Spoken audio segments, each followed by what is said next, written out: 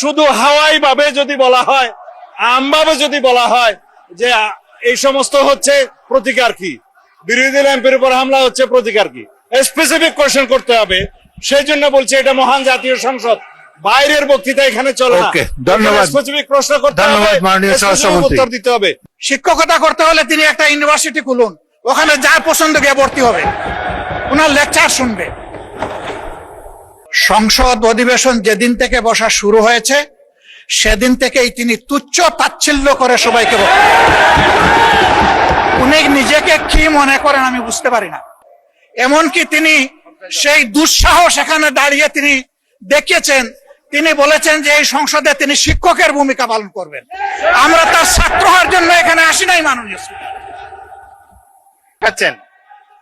এটা সংসদ পরিপন্থী কাজ। সংসদের রীতিনীতি মেনে কার্যক্রম পরিচালনা করতে হবে।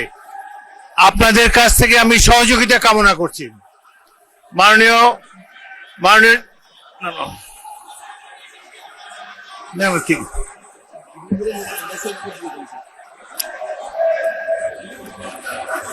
আপনার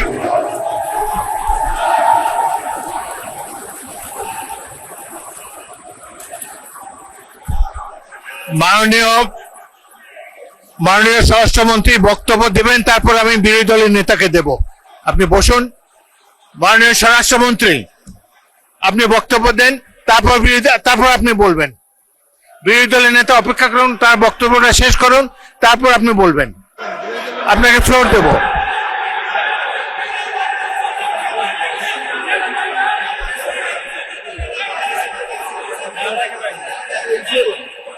মাননীয় সদস্যবৃন্দ, প্রশ্ন উত্তরের সময় একজন মন্ত্রীকে যদি উত্তর দিতেই আপনারা না দেন, উত্তর উনি দিন, তারপরে যদি উত্তর পছন্দ না হয় আমি বিরোধী দলের নেতাকে মাইক দেব।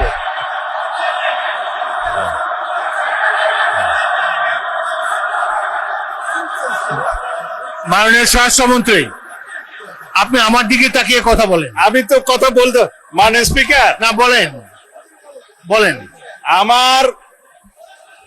আমার যে শব্দ চয়নে তাদের আপত্তি, আমি সংক্ষেপে বলেন। জবাব তো আমি দিতে পারবো। আপনি জবাব দেন। মিন করেছি এটা জাতীয় সংসদ।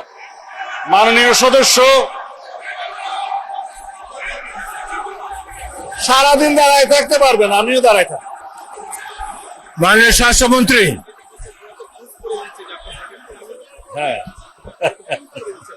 মাননীয় স্বরাষ্ট্রমন্ত্রী, আপনি প্রশ্নের উত্তর দেন, তাদের দিকে তাকায় বক্তব্য দেবেন। আপনি আমাকে কথা না বলতে দেন তাহলে কিসের বাক স্বাধীনতা? আপনি আমাকে অ্যাড্রেস করেন, বলেন। না, আমি আপনার দিকেই তাকিয়ে কথা বলছি। বলেন সংক্ষেপে। মাননীয় স্পিকার, আমাদের এখানে প্রশ্ন যেমন স্পেসিফিক করতে হয়, এই সংসদে সম্পূরক প্রশ্ন একই রকম করতে হবে।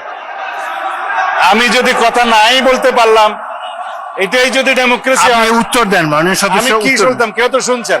আপনি উত্তর দেন, প্রশ্ন যে করেছে তার উত্তর দেন। প্রথমে বলেছেন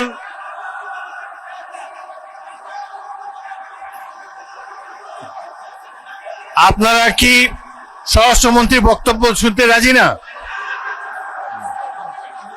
স্বরাষ্ট্রমন্ত্রীর বক্তব্যের পর আমি বিরোধী দলের নেতাকে দেব।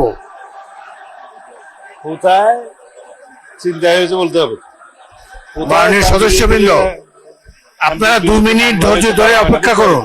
আসমানের উপর কথা দিতে হবে না। মাননীয় স্বরাষ্ট্রমন্ত্রী, আপনি জবাব দেন। মাননীয় স্পিকার, নূতন কোথায় বিরোধী দলীয় কোন এমপির মামলায় আসামি গ্রেপ্তার হয় না সেটা স্পেসিফিক প্রশ্ন দরকার।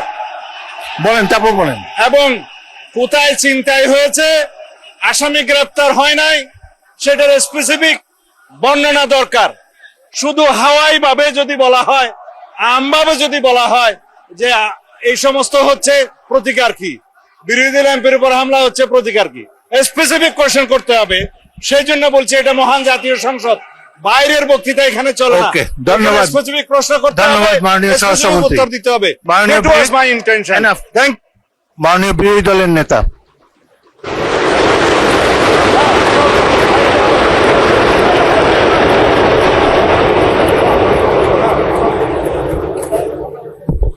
মাননীয় স্পিকার, আপনাকে ধন্যবাদ।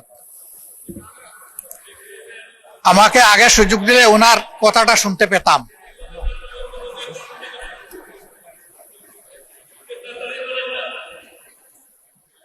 বক্তব্য কি আপনি দিবেন না আমি দেব? মাননীয় স্পিকার, এটা অশোভন, এটা অশোভন। আমার বক্তব্যের সময় যদি এইভাবে কমেন্টস করা হয় তাহলে আমার এখানে দাঁড়ানোর প্রয়োজন নেই। বলেন মাননীয় বিরোধী দল নেতা, বলুন আপনার বক্তব্য বলুন। আপনি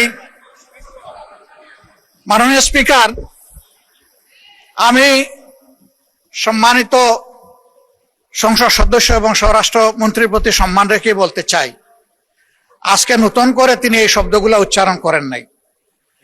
সংসদ অধিবেশন যেদিন থেকে বসা শুরু হয়েছে সেদিন থেকেই তিনি তুচ্ছ তাচ্ছিল্য করে সবাইকে উনি নিজেকে কি মনে করেন আমি বুঝতে পারি না। এমনকি তিনি সেই দুঃসাহস এখানে দাঁড়িয়ে তিনি দেখিয়েছেন, তিনি বলেছেন যে এই সংসদে তিনি শিক্ষকের ভূমিকা পালন করবেন। আমরা তার ছাত্র হওয়ার জন্য এখানে আসি নাই। মাননীয় স্পিকার, শিক্ষকতা করতে হলে তিনি একটা ইউনিভার্সিটি খুলুন, ওখানে যার পছন্দ গিয়ে ভর্তি হবে, ওনার লেকচার শুনবে। আজকে একই বক্তব্যে দুইবার উনি অ্যাটাক করে ফেললেন। আমার সঙ্গীরা তো মনে করে, আমি নিজেও মনে করি যে এইটা কালচারাল না, এইটা পার্লামেন্টারিয়ান ফ্যাসিজম। এটা হওয়া উচিত না। উনি এই পল্টন আজকে নতুন করে বলেন নাই, হিট দিয়ে কথা বলেন নাই। আজকে আমি সুস্পষ্টভাবে দায়িত্ব নিয়ে বলছি, এই পার্লামেন্টের সৌন্দর্য বিধানের জন্য উনাকে দুঃখ প্রকাশ করতে হবে এবং উনার বক্তব্য সংসদের এই কার্যপ্রণালী থেকে এক্সপাঞ্জ করতে হবে। যদি এইটুকু করে আমরা বসবো, না হইলে এখানে বসা অপমান নিয়ে আমাদের এখানে বসার কোনো প্রশ্নই উঠে না। আপনাকে ধন্যবাদ।